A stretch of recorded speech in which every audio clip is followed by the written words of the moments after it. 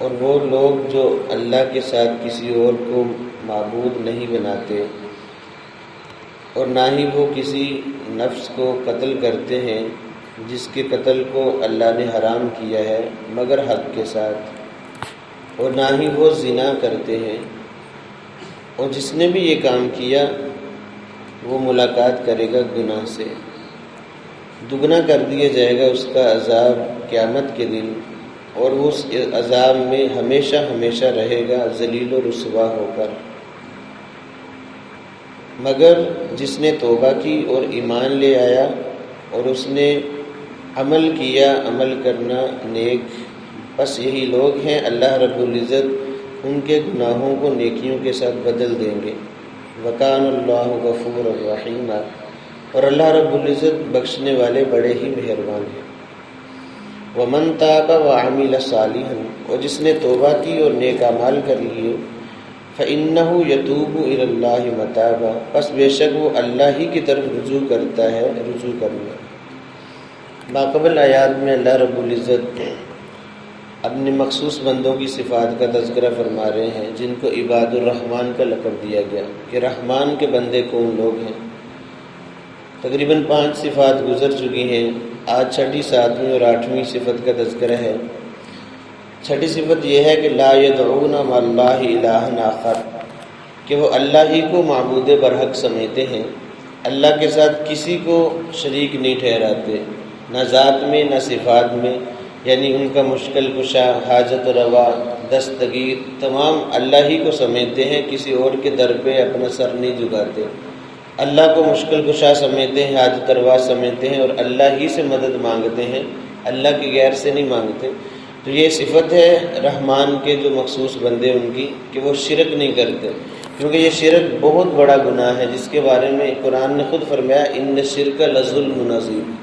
پھر آگے فرمایا کہ اللہ تعالیٰ بڑے بڑے گناہوں کو چاہیں گے تو معاف کر دیں گے۔ مثلا اگر کوئی آدمی زنا کرتا ہوا فوت ہو گیا، اللہ تعالیٰ سب کی حفاظت فرمائے، قتل کرتے ہوئے فوت ہو گیا، جھوٹ بولتے ہوئے، کوئی بھی گناہ کرتے ہوئے بغیر توبہ کے مر گیا، تو اللہ تعالیٰ چاہیں گے تو معاف کر دیں گے، لیکن مشرک اس کی بالکل بخشش نہیں ہے۔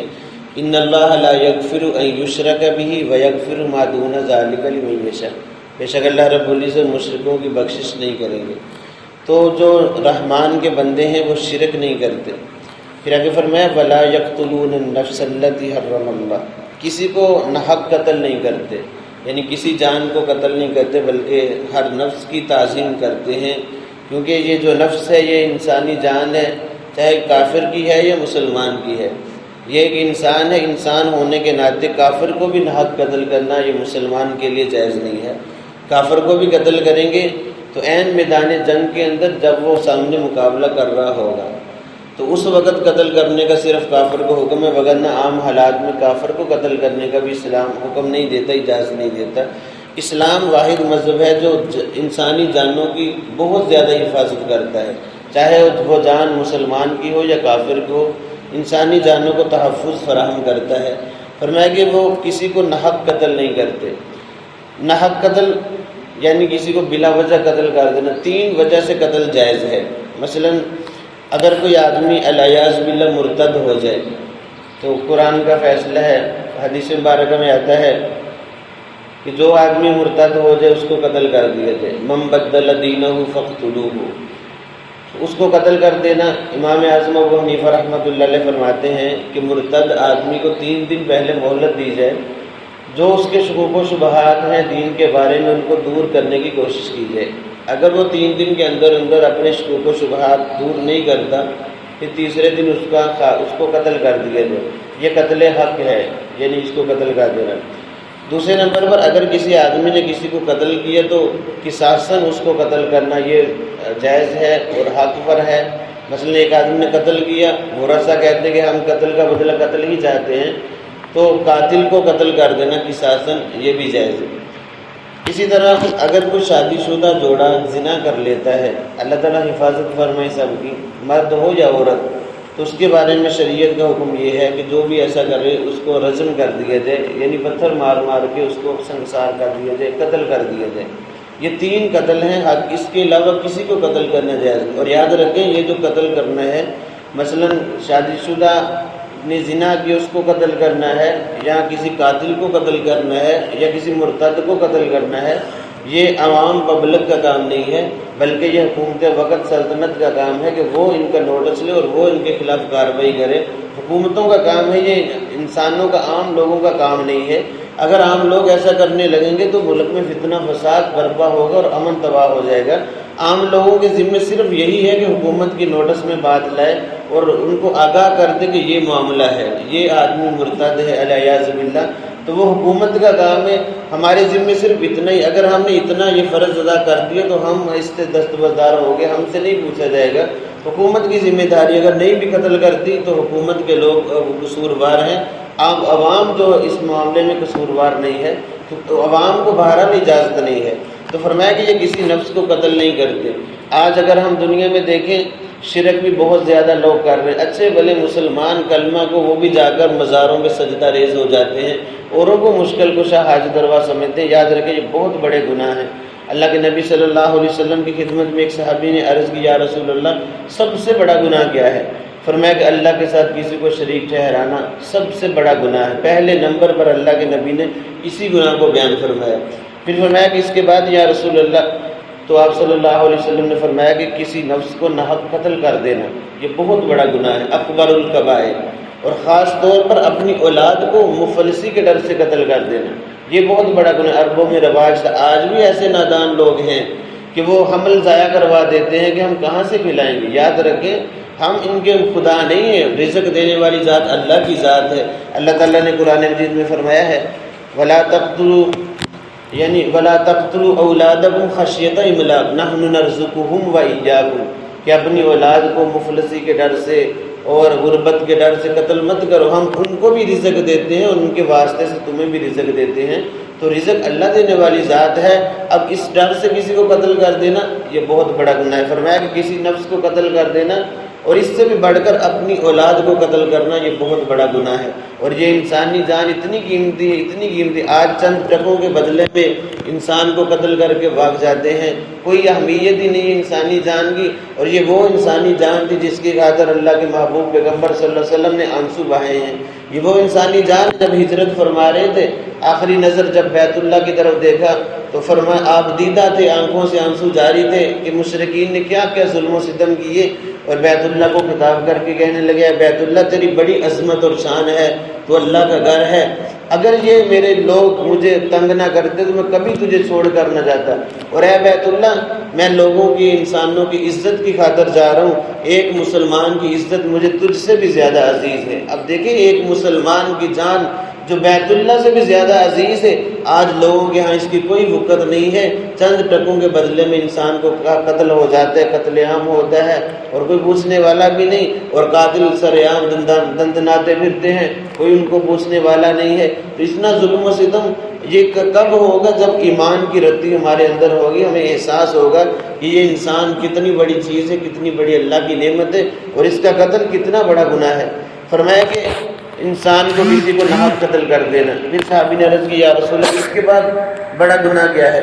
تو آپ صلی اللہ علیہ وآلہ وسلم نے فرمایا کہ اپنے پڑوسی کی بیوی سے زنا کرنا۔ زنا کرنا ویسے ہی بہت بڑا گناہ ہے، لیکن خاص طور پر فرمایا کہ پڑوسی کی بیوی سے، کیونکہ ظاہر بات ہے پڑوس جو ہوتا ہے وہ محافظ ہوتے ہیں، آدمی ان کی عزت آبرو کا محافظ ہوتا ہے، ان کی تو حفاظت کرنے کی ذمہ داری تھی، لیکن تم نے ادھر ہی ڈاکہ ڈال لیا اور اسی پڑوسی کی بیوی کے ساتھ زنا کر لیا، یہ اکبر الکبائر یعنی بہت بڑا گناہ ہے۔ یاد رکھیں یہ پڑوسی، یہ ہمسائے، ان کے بہت زیادہ حقوق شریعت نے بیان فرمائے۔ اللہ کے محبوب پیغمبر صلی اللہ علیہ وسلم فرماتے ہیں کہ پڑوسی کے بارے میں جبریل امین نے مجھے اتنی تاکید کی، مجھے تو ڈر ہونے لگا کہیں وراثت میں بھی اس کو شریک نہ کر دیا جائے، یعنی اتنا زیادہ حق۔ آپ صلی اللہ علیہ وآلہ وسلم نے فرمایا کہ وہ بندہ مومن نہیں ہے جس کا پڑوسی اس کی ایذاؤں سے محفوظ نہ ہو۔ آج ہم ذرا اپنے معاشرے میں بھی دیکھیں، کیا ہمارے پڑوس والے ہم سے تنگ تو نہیں ہیں؟ کیا ہماری عادتیں یا ہماری خصلتیں ایسی تو نہیں جو ان کو ایذا پہنچاتی ہیں؟ مسلمان کو ایذا پہنچانا حرام ہے۔ ہمیں ہر قسم کی سہولت دینی چاہیے اپنے پڑوسی کو، اپنے پڑوسی کا خیال رکھنا چاہیے۔ آپ صلی اللہ علیہ وسلم نے یہاں تک فرمایا کہ جو بندہ خود تو پیٹ بھر کر سو جائے اور پاس میں پڑوسی بھوکا سوئے تو ایسا بندہ بھی ایمان والا نہیں ہے، وہ بھی مومن نہیں ہو سکتا۔ اس لیے ہمیں خاص طور پر اپنے پڑوسیوں کا خیال کرنا چاہیے، ان کے دکھ درد میں شریک ہونا چاہیے۔ یاد رکھیں رشتہ دار بھی بعد میں پہنچتے ہیں، اگر کوئی غمی کوئی ایسا معاملہ آ جائے، کوئی پریشانی آ جائے، پڑوسی پہلے پہنچ جاتے ہیں۔ اس لیے پڑوسیوں کا خاص طور پر خیال کرنا چاہیے۔ اور وہاں زنا کر دینا یہ بہت ہی بڑا گناہ ہے، یہاں تک کہ آپ صلی اللہ علیہ وسلم نے ایک روایت میں تو یہ بھی بتایا کہ پڑوسی کے گھر کی چوری کر لینا عام جگہ چوری کرنے سے 10 گنا زیادہ سخت ہے۔ یعنی عام لوگوں کیونکہ یہ پڑوسی تو محافظ ہوتا ہے، محافظ نے اس کے اعتماد کو توڑا ہے، اعتماد کو ٹھیس پہنچائی ہے، اور محافظ جو تھا اس نے ایسا معاملہ کر دیا۔ پڑوسی کو ہم سایہ کہتے ہیں، ہم سایہ بڑا اچھا کسی نے لفظ تجویز کیا، یعنی ایک ہی سایہ ان کا، ہم سایہ، ایک ہی سایہ، ایک ہی جسم کی مانند ہے، اس طرح ان کو خیال ایک دوسرے کا رکھنا چاہیے۔ فرمایا کہ یہ بھی بہت بڑا گناہ ہے، اور آپ صلی اللہ علیہ وسلم نے یہ بڑے گناہ گنوائے ہیں جن کو اکبر الکبائر کہا گیا، شرک کرنا، اور اسی طرح ناحق قتل کر دینا خاص طور پر اپنی اولاد کو، اور اسی طرح زنا کرنا خاص طور پر اپنے پڑوسی کی بیوی سے زنا کرنا، یہ اکبر السب کبیرہ گناہوں میں سے بھی بڑھ کر یہ بڑے کبیرہ گناہ ہیں۔ فرمایا وَمَن يَلْقَ أَثَامًا وَمَن يَفْعَلْ ذَلِكَ يَلْقَ أَثَامًا، جو بندہ ایسے کام کرے گا تو وہ بہت بڑے گناہ کو مل جائے گا۔ ایک روایت کے مطابق اسامہ یہ جہنم کے طبقے کا نام ہے، یعنی ان لوگوں کو جہنم کے طبقے اسام، اس میں ان کو جگہ دی جائے گی، وہاں ان کو عذاب دیا جائے گا۔ اب انہی حالات میں فرمایا کہ یضاعف لہ العذاب، یہ گناہ کرتے کرتے اگر مر گئے تو ان کے عذاب کو دگنا کر دیا جائے گا، اور اسی عذاب میں ذلیل و رسوا ہو کر ہمیشہ ہمیشہ رہیں گے۔ یاد رکھیں یہ دگنا عذاب ہونا یہ مسلمانوں کے لیے نہیں ہے، یہ کافروں کے لیے ہے۔ اور اسی طرح جہنم میں ہمیشہ ہمیشہ رہنا یہ بھی مسلمانوں کے لیے نہیں ہے، بلکہ یہ کافروں کے لیے ہے جو ایمان سے محروم ہے۔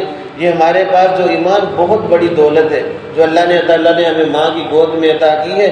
یہ ایمان ایسا ہے، اگر ایک بھی نیکی نہیں ہے بندے کے پاس، کلمہ پڑھا صرف مسلمان ہے، تو یہ کلمہ اس کو ایک نہ ایک دن جہنم سے ضرور نکلوا لے گا۔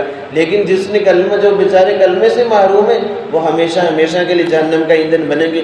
پھر آگے فرمایا الا من تاب، مگر جس نے توبہ کر لی اور ایمان لے آیا اور نیک اعمال اس نے کر دیے، یعنی کافر تھا، ایسے بڑے بڑے گناہ کیے تھے، پھر توبہ کر لی۔ اسلام کے اندر یہ خاصیت ہے، ان الاسلام یہدم ما کان قبل، اسلام پچھلے سابقہ تمام گناہوں کو مٹا دیتا ہے، اور اس نے توبہ کر لی اور ایمان لے آیا اور اب نیک اعمال میں لگ گیا ہے، تو اس پر اللہ تعالیٰ کیا انعام دیں گے؟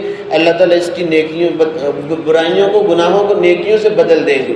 یہ اللہ کا عجیب قانون ہے کہ جو بندہ سچے دل سے توبہ کر لیتا ہے، اللہ رب العزت سارے گناہوں کو مٹا دیتے ہیں، اور ان گناہوں کے بدلے میں بھی اللہ تعالیٰ نامہ اعمال میں نیکیاں لکھ دیتے ہیں۔ حدیث مبارکہ میں ایک واقعہ آتا ہے، آپ صلی اللہ علیہ وسلم نے فرمایا ایک آدمی کو اللہ تعالیٰ حاضر کریں گے اور فرشتوں کو حکم دیں گے کہ اس کے بڑے بڑے گناہوں کو ذرا چھپا لو، چھوٹے چھوٹے گناہ اس کے سامنے لے کر آؤ۔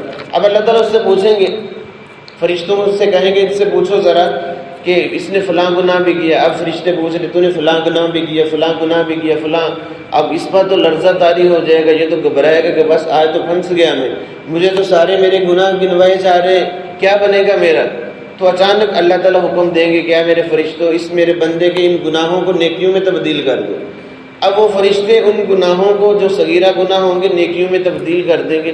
اس پر بندے کی خوشی کی انتہا نہیں رہے گی، اتنا خوش ہوگا، اور اللہ سے کہے گا یا اللہ میرے تو کچھ اور گناہ بھی باقی ہیں، ان کو بھی نیکیوں میں بدل دیں۔ اللہ کے نبی صلی اللہ علیہ وسلم نے یہ بات فرمائی اور اتنا ہنسے۔ صحابہ کرام فرماتے ہیں کہ آپ صلی اللہ علیہ وسلم کی داڑھی مبارک بھی نظر آنے لگی کہ پہلے گناہوں سے ڈر رہا تھا اور اب خود کہہ رہا ہے کہ یا اللہ میرے ذمہ تو اور بھی گناہ ہیں، ان کو بھی نیکیوں میں بدل دے۔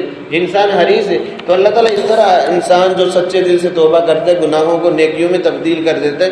گناہوں کو نیکیوں میں تبدیل کرنا یہ مطلب نہیں کہ گناہ جو تھے وہ نیکیاں بن گئی، نہیں، بلکہ وہ گناہ مٹا دیے گئے، ان گناہوں کے عوض میں اللہ تعالیٰ نیکیاں اپنی طرف سے اس کو عطا فرما دیتے ہیں۔ پھر فرمایا وَكَانَ اللَّهُ غَفُورًا رَحِيمًا، اللہ تعالیٰ بخشنے والے بڑے ہی مہربان ہیں۔ وَمَن تَابَ وَعَمِلَ صَالِحًا، پچھلی آیت تھی کافروں کے لیے، اس میں تذکرہ تھا وَآمَنَ، ایمان بھی لائے اور توبہ بھی کی اور نیک اعمال کی۔ اب یہ خاص ایمان والوں کے لیے ہے۔ وَمَن تَابَ، جس نے توبہ کر لی اور نیک اعمال میں لگ گیا، فَإِنَّهُ يَتُوبُ إِلَى اللَّهِ مَتَابًا، تو بے شک وہ اللہ ہی کی طرف رجوع کرنے والا ہے، رجوع کرنا۔ تو اس لیے ہمیں بھی چاہیے، حدیث مبارکہ میں آتا ہے انسان ہے اگر گناہ ہو جائے تو فوراً بندے کو کوئی نہ کوئی نیکی کر لینی چاہیے، کیونکہ یہ نیکی گناہوں کو ختم کر دیتی ہے، ان کے اثرات کو ختم کر دیتی ہے۔ یہ صفات اللہ رب العزت نے بیان فرمائی ہے۔ اللہ سے دعا ہے کہ اللہ تعالیٰ یہ صفات ہمیں بھی اپنانے کی توفیق عطا فرمائے۔